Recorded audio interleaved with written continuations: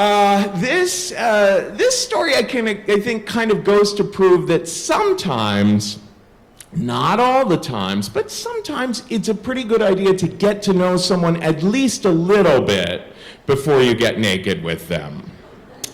When I was about 22 years old, there was one bar in the East Village of New York City where all the gay guys from NYU would go.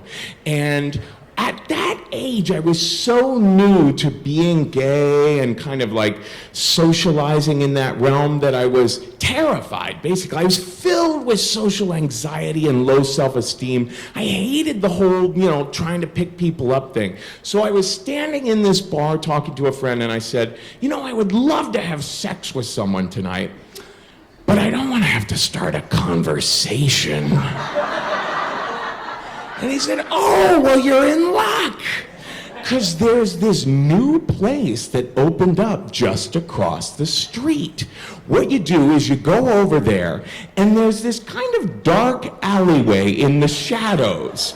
And it looks like it's probably dangerous to go there, but it's not so bad. You go into this little alcove, and you'll see a door in the shadows there, and someone has spray painted the number 82 on it.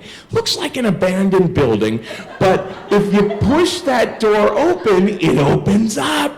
And you go down one spiral staircase and another spiral staircase and another spiral staircase, and then at the very bottom is a very small man. And you give him $10, and he lets you in this place, and it's a sex club. It's all dudes just having sex over there. And the best part is, they're all dudes coming from this bar, so they're mostly NYU guys. So you don't have to worry so much about running into guys who look like Santa Claus in assless chaps. Which, by the way, is me today. So I said to my friend, well, what am I waiting for? Compared to standing over here with our beers, that sounds much more efficient. So I go on over, and it's exactly like he says. I find the shadowy alcove and the number on the door, and I push the door, and sure enough, it opens. I go down a spiral staircase, another spiral staircase, another one. There's the little dude. I give him my $10. He lets me in, and I'm immediately enveloped in smoke and haze. This was back when you could still smoke in places. And I learned that it's basically a maze. It's all these little snaking hallways going this way and that. And throughout all the hallways are these little doors, these little closet spaces. And what people do is dudes stand in doorways, and if you see one you like, you give him a nod, and he gives you a nod, and then you go into his little closet-sized space and you go to town. Well, here's the deal. At that age, I was filled with so much social anxiety. I wasn't exactly exuding all that much sexiness, I'm not the sexiest dude in the world. So I was learning that a guy who kind of looks like me and feels like me can spend a lot of time walking around and around and around a maze like that, getting a lot of exercise at 4 o'clock in the morning.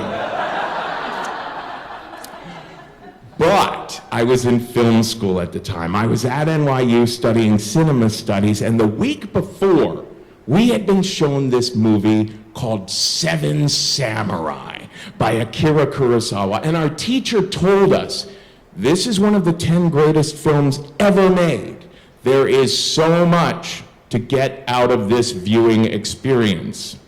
Well, what I got out of it was that the main samurai, played by Toshiro Mifune, was wearing almost nothing but a diaper throughout the second half of the film, and he looked great.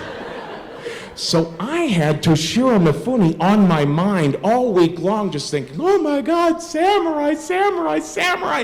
And here I come around this snaking hallway, and I find one of these little shadowy rooms, and I look in, and at first I think no one's in there, but when I peer closer, I see that sure enough, there's this pair of Asian eyes in the shadows. And I look closer, and I see he's got a ponytail sticking straight up like a samurai. I I thought, if he doesn't machete me, I've just hit the jackpot.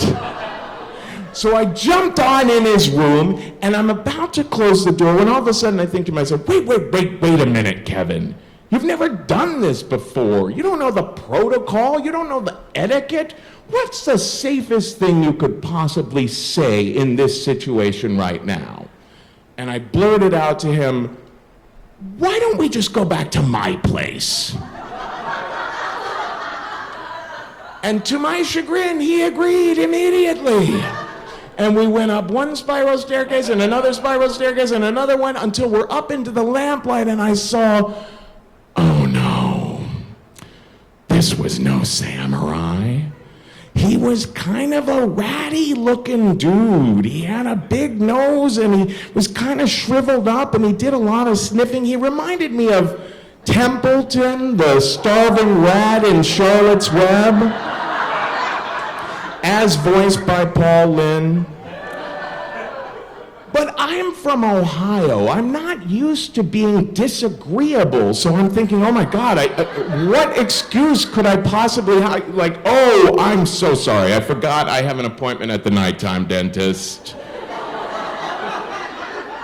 No, instead I found myself saying to him, what's your name? He said, Ham. I said, Ham? He said, no, Ham. I said, Ham. He said, no, Ham. He was not a chipper dude. I thought the last thing I should do is take this guy home with me. So we get back to my place. And we're just closing the door behind us, and I'm thinking it's time to put on the Miles Davis and start lighting the candles. But Ham, he goes instantly into command mode. He closes the door behind him and he says to me, stand over there. I said, excuse me? He said, stand over there. And I thought, oh my gosh, what have I gotten myself into here? This might be this thing that people refer to as dominance and submission. Maybe I'm supposed to go into a little bit of role play here, but here's the thing. I was also taking acting classes at NYU at the time, and I felt awkward enough trying to be a snowflake falling in the breeze. So how was this gonna go over? Nevertheless, I hate to be disagreeable, so I went and stood over there. And he kind of studies me for a moment, and he says, take off your clothes. I said, Ham, do you think we can keep it down a little bit? He said, take off your clothes. Well, I thought, okay, Kevin, here's the deal. This is kind of a yes and sort of situation, right? If I really am gonna get something out of this role play, you know, I should really give in and make the most of it, and maybe I'll see the light. Maybe I'll have a eureka moment and realize the joy that is dominance and submission. So I took off all my clothes. And he's studying me more and studying me, and finally, he lays it on me.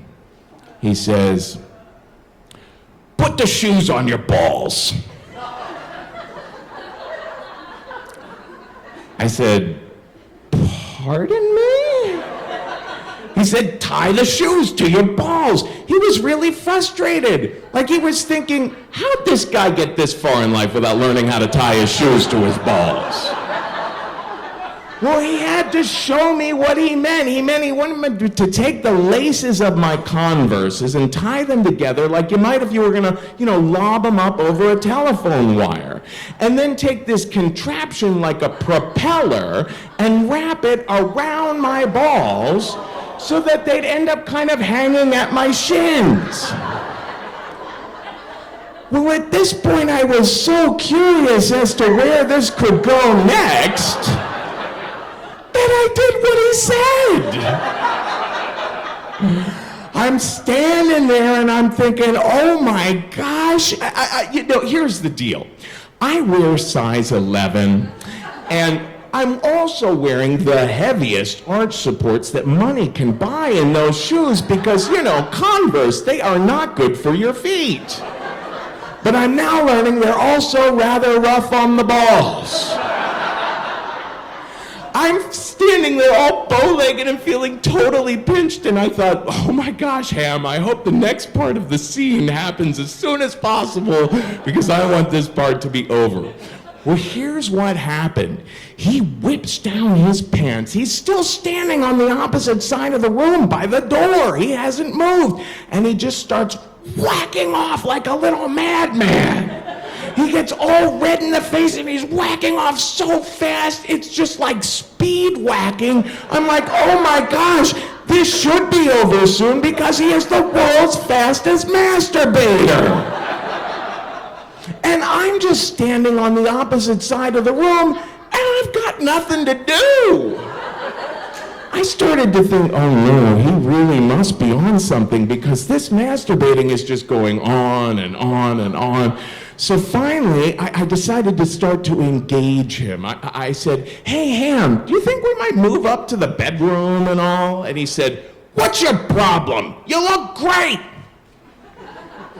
I thought, I don't know, maybe in some future world, I might be a real fashion statement here, but I don't feel all that great. So anyway, I start to move toward him, and he keeps hitting me with this exact same argument. He's like, what are you doing? What's your problem? You don't think you look great? Finally, I decided, wait a minute, Kevin. It's time for you to be a little dominant here. It's time to be the protagonist here. I grabbed some of his clothes and put them out in the hallway. Well, he goes out in the hallway. Now he's totally defeated. I have just ruined his big shoes on balls plans for the evening.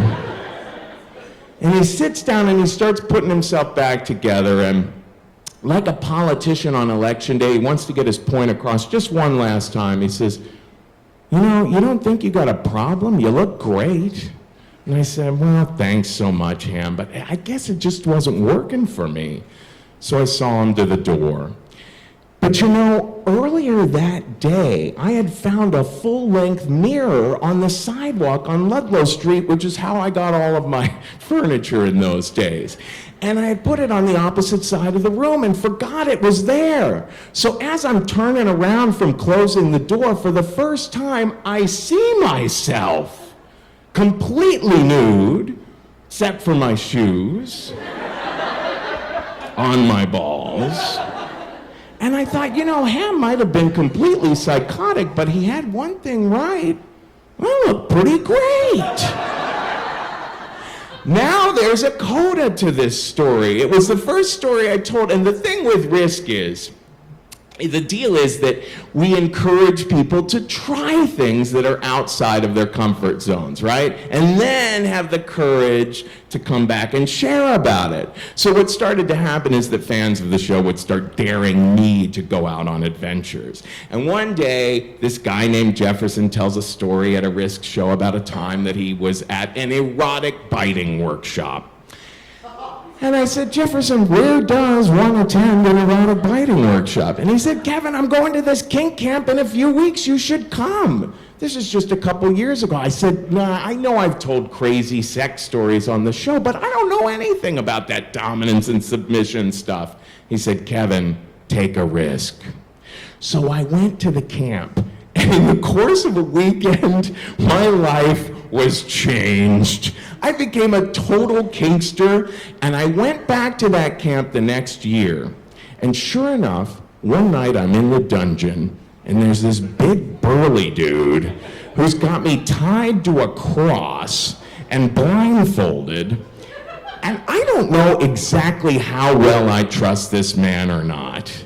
But at one point, he leans in and he whispers in my ear. What had happened was I had started to feel something kind of pinchy going on downstairs. And he said, you know what I just did? I said, no, sir. He said, I just tied my Doc Martens to your balls. And I thought two things. First, my balls must have some sort of magnetism for footwear. And second, Doc Martens, I have come a long way.